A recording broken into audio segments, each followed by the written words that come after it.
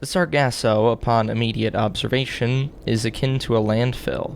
The land spans out over 1.5 billion square miles. Within the upper troposphere of the Sargasso, a strange phenomenon occurs. Furniture and appliances materialize at random chance. These act as rifts that spew garbage and refuse into the limb space. These rifts form as couches, washing machines, automobiles, and all sorts of objects, and from within them, litter spews forth in an unending flow. Some theories state that these rifts are one-way entrances tied to the baseline object they're imitating. With the limited knowledge we have about the Sargasso, we have yet to uncover what lies at the bottom of it. The deepest documented valley did not reach sea level, leading to Sierra 43 sending a request for a specialized vehicle. After 2 expeditions, scouts discovered a total of 33 cities. Due to living off the refuse of baseline, the dwellers make the best of rusted metals and rotting wood. These were typically slums, occasionally appearing abandoned. Despite how run down these settlements may have seemed, a perimeter of soldiers protected each one. Oddly, the soldiers are well kept, and sometimes even have proper military gear. Among the slums are easily spotted buildings that share the same level of polish and upkeep as the soldiers, notably appearing as town centers, factories that construct ships, and defensive forts around the city's perimeters. When compared, the dwellings of the slums next to the well-provisioned and maintained buildings and soldiers suggest a radical class disparity, or perhaps a powerful governing presence maintaining order here by brute force. Just as the soldiers are hostile to us, they may be keeping the people of the slums in line just as aggressively. It is unknown if the armed guards are there for civil protection or as something less benevolent. The cities are difficult to enter as the soldiers are not friendly, nor do they speak any language known to the scouts. Other dangers, such as the airships, have caused the death of multiple explorers in the Sargasso. We have percolated one city named Visclesia, found on a building in the center along with a map of the Sargasso. The airships previously mentioned have 2 different types, baggers and pickers. Alongside these crafts, citizens of the Sargasso use ground vehicles known as diggers. Baggers have ring-shaped hulls made of metal and glass.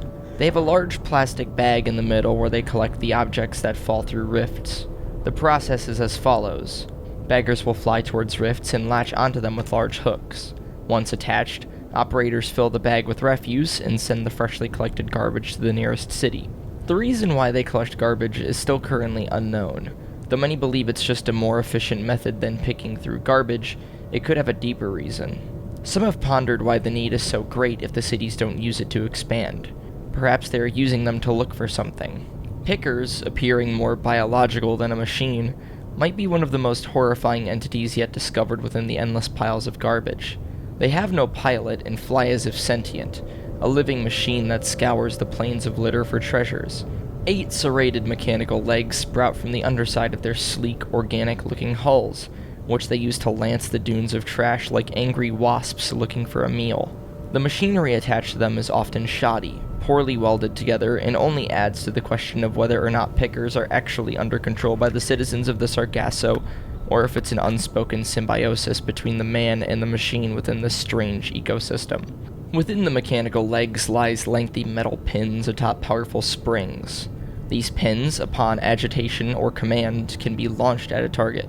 Diggers, unlike the last 2, are made with cheap materials like rusted metal. The form is similar to a motorcycle with an additional shaded glass cover on the driver's seat. A shredding device has replaced the front wheel, used to flatten the land around settlements. Due to the wear and tear of these vehicles, we can assume that they are for civilians. When the Sargasso was first discovered, the experienced Triton entered to collect information. For the first 6 hours in baseline time, nothing unusual had occurred. Once he prowled the first city, he tried entering and almost got caught by a soldier. In the city of Visclesia, Triton had found the first town center. When he entered the city, the streets and buildings were vacant, but after around 30 minutes, the perimeter around the city started multiplying. Once realizing he couldn't escape, he sent the last update and hid in an alley. Unfortunately, we believe Alpha 12, his radio companion, gave away Triton's position. After the supposed death of Sierra 43, also known as Triton, a group of 10 volunteer scouts were subsequently referred to the Sargasso.